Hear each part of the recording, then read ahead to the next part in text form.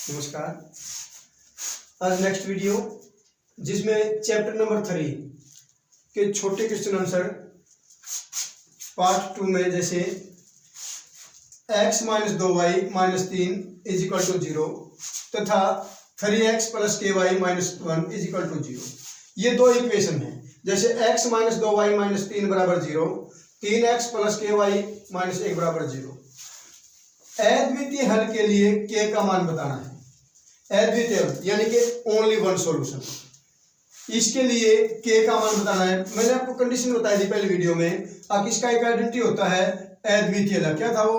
a1/a2 बराबर नहीं है b1/b2 बराबर। अब ये दो कंडीशन आ गई इसमें। जैसे a1/a2 ये पहला समीकरण है, इसके आगे क्या है 1, तो ये हो गया a1/a2। दूसरे में क्या है 3 बराबर नहीं है b1 हो गया -2 और b2 हो गया k। अब क्रॉस मल्टीप्लाई k के बराबर नहीं है 2 3 6 प्लस माइनस के 6। इसी प्रकार question number 2, 2x + 3y - 5 = 0, kx - 6y - 8 = 0। अद्वितीय हल के लिए k का मान पहले वाला यूं का यूं। जैसे सबसे पहले आपने क्या करना है, इसके a1 b1 c1 c2 a2 b2 छाटना। जैसे ये पहला समीकरण, इसमें होंगे 1, दूसरे में होंगे 2। जैसे a1 है a1 = 2, a2 = k है, इसके आगे b1 = 3 और b2 = -6। इसी प्रकार c1 - 5 और c2 - 8, ये निशान साथ में लेंगे। अब आपने कंडीशन क्या है, अद्वितीय हल के लिए बताना है। अद्वितीय हल के लिए क्या होगा, a1/a2 बराबर नहीं होगा b1/b2। ये कंडीशन आपकी कोई हल नहीं, यानी कि अद्वितीय हल की। अद्वितीय इसमें क्या होगा 2/k बराबर नहीं है b1/b2, 3/6। क्रॉस मल्टीप्लाई 3 के बराबर नहीं है प्लस माइनस 6 दूनी 12 और k बराबर नहीं है -12/3, 3 एकम और 3 चौके। k बराबर नहीं है -4, k बराबर नहीं है -4। इसी प्रकार जो अपना अगला सवाल है, जैसे k के किस मान के लिए कोई हल नहीं होगा। कोई हल की कंडीशन थी, यानी कि जब रेखाएं पैरेलल होंगी यानी कि समांतर होंगी। और समांतर की कंडीशन थी अपनी a1/a2 बराबर है b1/b2 परंतु बराबर नहीं है c1/c2। इस प्रकार है। जैसे पहले वाला है यो a1 यो a2, y को छोड़ दो, इसके जो कोफिशिएंट है b1 b2 c1 c2, इनको लिखो 6/3 बराबर है 4/2 बराबर नहीं है k/5। अब आपने वो दो लेने जिनमें k है, या तो इसकी टक्कर इसके साथ करवा दो या इसके किसी एक के साथ। जैसे इसको छोड़ दो, ये दोनों में k है, तो क्या करेंगे 2 एकम 2k बराबर नहीं है 4 पंजे 20, k बराबर नहीं है 20/2। यहाँ पे मल्टीप्लाई तो जाके डिवाइड हो जाएगा, 2 एकम 2 दाया और k = 10, यानी कि k 10 के बराबर नहीं। तो अगला सवाल इसमें जैसे kx + 4y + 6 = 0, 3x + 8y + 12 = 0। अपरिमित रूप से अनेक हल के लिए k का मान बताइए, यानी कि मैनी सॉल्यूशन। और मैनी सॉल्यूशन की जो कंडीशन थी, इससे पहले आप a1 a2 देखिए। जैसे a1 बराबर है k हो गया, a2 बराबर 3, b1 बराबर 4 हो गया और b2 = 8, c1 बराबर 6 और C2 बराबर है 12। अब अपरिमित रूप से अनेकल के लिए जो कंडीशन थी वो बताई हमने A1 बटे में A2 बराबर है B1 बटे में B2 बराबर है C1 बटे में C2। जब तीनों की तीनों बराबर हो तो इस कंडीशन में क्या होगा, दोनों की दोनों लाइनें संपाती होंगी और उस टाइम पर हमारे अनेकल होंगे। जैसे K बटे में 3 बराबर है 4 बटे 8 बराबर 6 बटे 12।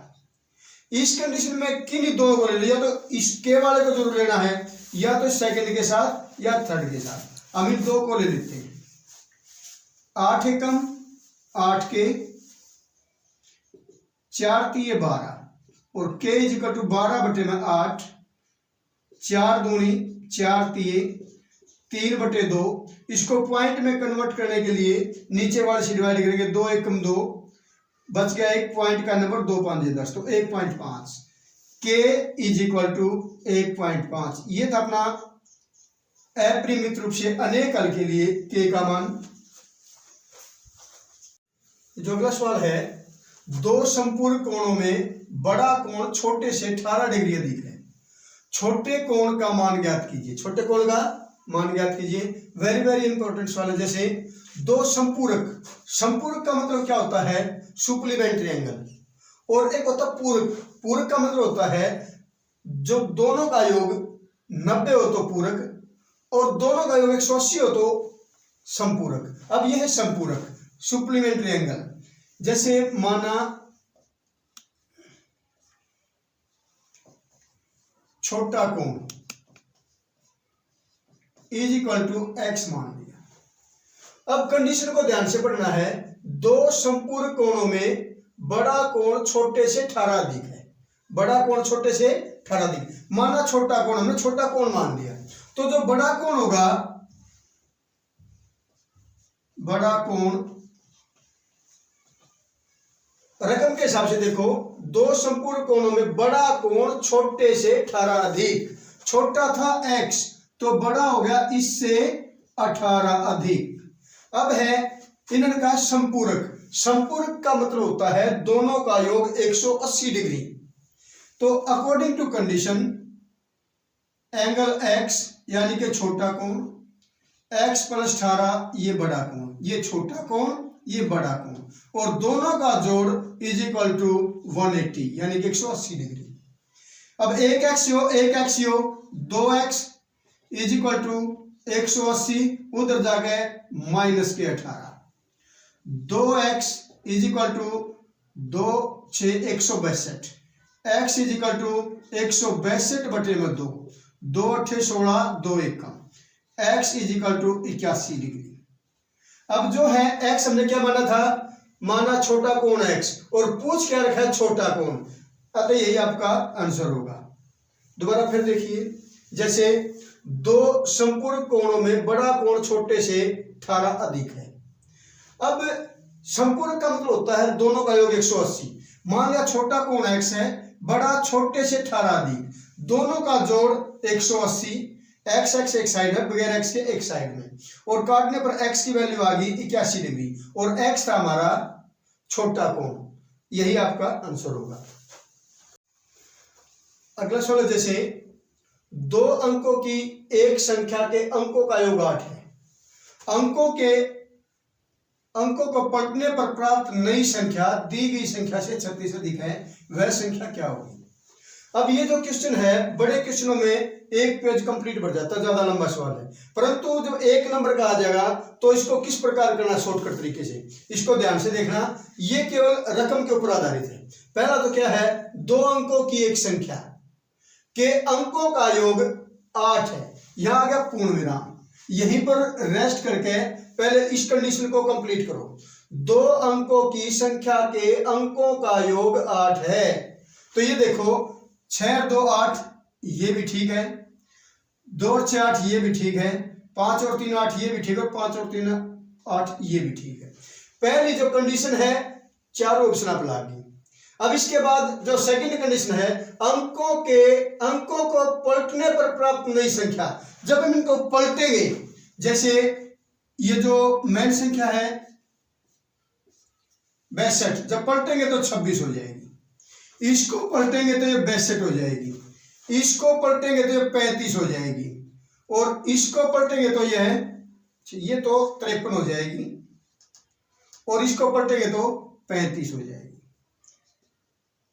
अब जैसे कहा है अंकों को पलटने पर नई संख्या, जो अंकों को पलटने पर जो नई संख्या आई है दी संख्या से 36 अधिक है। अब पहले में देखो, पहले 62 था, पलटने के बाद ये 26, ये तो कम और हो गया, इसलिए उसको कैंसिल मारो। अब इन्हें कहा है अंक पलटने पर नई संख्या, अंक पलटने पर पहले पुरानी क्या थी 26, अंक पलटने पर कितनी आ गई 62। अब जो कितनी अधिक है, जो नई संख्या है 36 अधिक, घटा के देखो 12 में से 6 गए 6, और भाई 5 में से 2 गए 3, तो ये 36 अधिक है, ये ठीक है अपना। इसके बाद ये देखो जब घटा, ये 35 था 53 हो गया, परंतु इसका डिफरेंस कितना आया 18, ये गलत हो गया। अब ये देखो जब 53 था 35 हो, कम और हो गया, इसलिए अपना ऑप्शन बी सही है। नेक्स्ट क्वेश्चन है, जैसे एक परिमेय संख्या का हर अंश से 5 अधिक है, यदि हर और अंश में से 2 घटा दिया जाए तो भिन्न 2/7 बन जाती है, परिमेय संख्या क्या होगी? परिमेय संख्या क्या होगी? ये 4 ऑप्शन है। यदि हम इसको बड़े तरीके से करेंगे तो ज्यादा लंबा हो जाएगा, परंतु एक क्वेश्चन आता है 1 नंबर के सवालों में, तो 1 नंबर का करने के लिए आपने इसकी कंडीशन को बार बार पढ़ना पड़ेगा, और बार बार पढ़ने के लिए जो इन्होंने कंडीशन रखी उसको पूरा करे जाओ, अपने आप ही ऑप्शन आ जाएगा। जैसे ऑप्शन ए है, ये बी हो गया, सी और डी। अब जैसे इन्होंने कहा है एक परिमेय संख्या का हर होता है डिनोमिनेटर, जो नीचे वाला होता है वो होता है हर, ऊपर वाला होता है अंश, नंबरेटर डिनोमिनेटर। इन्होंने कहा परिमेय संख्या का हर अंश से 5 अधिक है, ये कंडीशन देखो, हर अंश से 5 अधिक, ये हर है अंश से 5 अधिक है, ठीक है, ये हर है अंश से 5 अधिक है, ये भी ठीक है, हर अंश से 5 अधिक है, ये भी ठीक है, हर अंश से 5 अधिक, ये भी ठीक है। जो फर्स्ट कंडीशन है वो 4 ऑप्शनों पर लागू होती है। अब इससे कोई फैसला नहीं होता तो हम लेंगे सेकंड कंडीशन। सेकंड कंडीशन में कहा यदि हर और अंश में से 2 घटा दे, यानी हर में से भी 2 घटा दो और अंश में से भी 2 घटा दिया जाए तो 2/7 बन जाती है। देखो इन्होंने कहा हर में से भी 2, अंश में से 2 घटाओ, हर में से 2 घटाओ, कितनी बन जाती है भाई 2/7 बनानी है, ये तो घटे ही नहीं, इसको काटा मार दो क्योंकि -1/4 हो जाएगा। अब इसमें से भी 2 घटाओ, इसमें से 2 घटाओ, तो 2/7, ये अपना ऑप्शन सही होगा। इसी प्रकार जैसे हम इसमें से 2 घटाएंगे, इसमें 2 घटाएंगे, ये तो 0/5 हो जाएगा, गलत हो गया। इसी प्रकार इसमें से 2 घटाएंगे, इसमें से 2 घटाएंगे, ये हो गया 1/6, ये भी गलत हो गया। तो अपना जो नियम है वो कहाँ पे लागू होता है? ऑप्शन नंबर बी में, अंश में से भी 2 घटा दिया और में से भी 2 घटा दिया इक्वल टू 2/7, तो जो 4/9 है यही अपना आंसर, यानी कि बी ऑप्शन।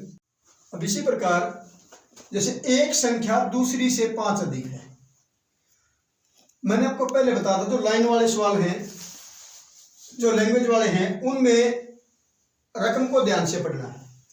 एक संख्या दूसरी से 5 अधिक है, संख्याओं का योगफल 75 है, तो छोटी संख्या बताइए। इसमें स्पष्ट रूप से लिखा है एक संख्या दूसरी से 5 अधिक है, एक संख्या दूसरी से 5 अधिक है, उनका योगफल है 75, तो छोटी संख्या बताइए। माना छोटी संख्या इज इक्वल टू x मान ली, let this smaller number is equal to x। अब जो बड़ी संख्या है, बड़ी संख्या कितनी है? देखो एक संख्या दूसरी से 5 अधिक है, जो बड़ी संख्या है वो छोटी से 5 अधिक है। संख्याओं का योगफल 75, अकॉर्डिंग टू कंडीशन क्या हुआ? अब जो इनका योगफल है, जैसे पहली संख्या कितनी है x, प्लस में दूसरी क्या है x + 5, और इन दोनों का जो जोड़ है वो इज इक्वल टू 75 यानी कि 75 है। अब x को x में जोड़ोगे तो 2x बराबर 75 - 5, 2x बराबर हो गया 70, और x is equal to 70/2, 2 3 2 5, x is equal to 35। अतः जो अपनी छोटी संख्या है वह 35 होगी। ठीक है, अगला क्वेश्चन है चक्रीय चतुर्भुज के सम्मुख कोणों का योग कितना होता है।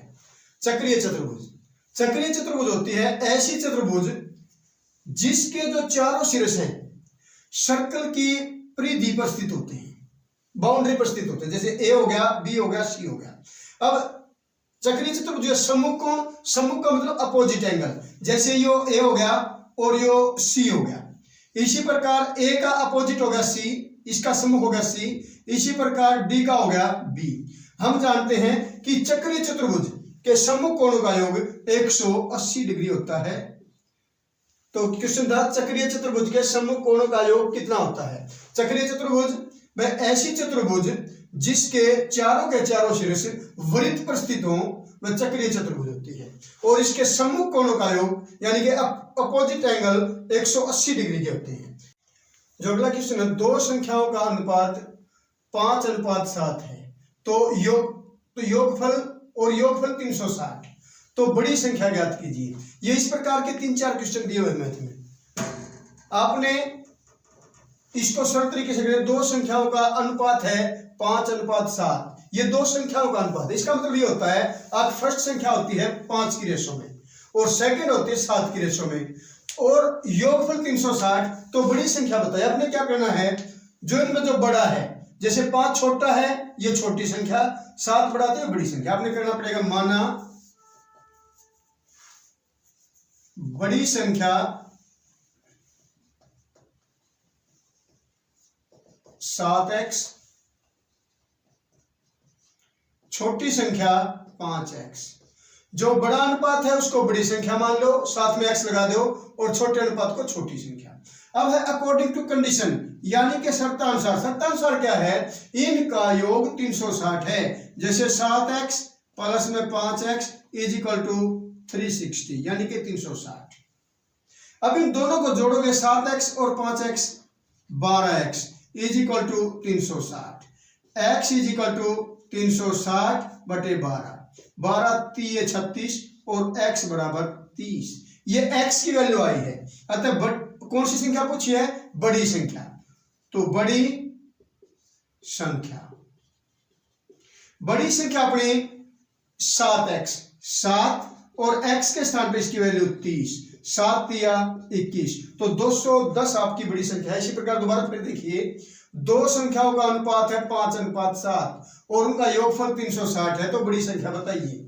जो अनुपात बड़ा है उसको बड़ी संख्या मान लो और छोटे को छोटी संख्या। जैसे बड़ी संख्या होगी 7x, छोटी होगी 5x। अब दोनों बड़ी संख्या की छोटी, दोनों का योग हो गया 360। तो इस प्रकार 7 और 5 12x बराबर 360, x बराबर 360 बटे 12, x बराबर 30 हो गया।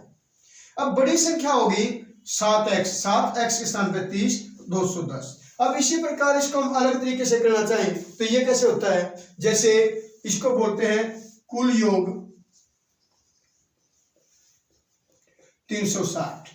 शॉर्टकट तरीके से क्या करते हैं, जो कुल योग है वो गुणा में जो संख्या निकालनी है, क्या निकालनी है, बड़ी संख्या। बड़ा कितना है 7, और बटे में अनुपाती योग, इन दोनों का योग कर लो। 7 और 5 12, 12 एकम 12 तिये और 7 तिये 21, यानी कि 210। इसी प्रकार यदि आपने छोटी संख्या निकालनी है तो वही फिर 360 गुणा में छोटी संख्या 5 और बटे में अनुपाती योग 12, 12 एकम 12 तिये, और ये हो गया 3 5 15, यानी कि 150। नेक्स्ट क्वेश्चन है वेरी वेरी इंपॉर्टेंट। जैसे 520 रुपए को राम, श्याम और मोहन में 1/3 यानी 1/3 अनुपात 1/4 अनुपात 1/2 के अनुपात में बांटिए। सबसे पहले आपने क्या करना पड़ेगा, सबसे पहले कुल पूंजी यानी कि जो टोटल मनी है कितनी है 520 रुपए। अब इसके बाद जो 3 जनों के नाम लिखो, जैसे राम अनुपात श्याम अनुपात मोहन। अब जो राम की रेशो है वो इसके नीचे, श्याम की इसके नीचे और राम की इसके नीचे। अब इसकी रेशो को खत्म करने के लिए, बटे को खत्म करने के लिए एलसीएम लेंगे, एलसीएम आ जाएगा 12। अब तरले से डिवाइड कराएंगे, 3 चौके और ऊपर से 4 एकम 4, 4 तिये 3 एकम 3, 2 छीक और 6 एकम 6। अब इसको छोड़ देंगे एलसीएम को। अब यहां लिखेंगे अनुपाती योग, अनुपाती योग, सम ऑफ द रेशो 4 जमा 3 जमा 6 इज इक्वल टू 13 यानी कि 13। अब जिसका भाग बताना है, राम का बताना है, श्याम का बताना है या मोहन का बताना है। जैसे मान लिया हमने श्याम का भाग बताना है, तो बोल दो यहां पे श्याम का भाग। तो श्याम को कितने रुपए मिलेंगे? पहले टोटल 520 गुणा श्याम की रेशो कितनी है 3 और बटे में अनुपाती योग 3 एकम न 13 एकम 13 चौके यानी कि 4 के 12 120 रुपए मिलेंगे श्याम को। इसी प्रकार यदि हमने राम का बताना है तो राम का भाग क्या होगा, वही फिर 520 गुणा में राम की रेशो कितनी है 4 और बटे में 13, 13 एकम 13 चौके और 4 चौक 16 160 का पार्ट आ गया। राम का भाग हो गया 520 गुणा 4 बटे में 13, 13 एकम 13 चौके 160। इसी प्रकार यदि आपने मोहन का भाग निकालना है तो राम के स्थान में मोहन 520 और मोहन के स्थान में मोहन की रेशो 6 आ जाएगी, बटे में 13 काट दिया।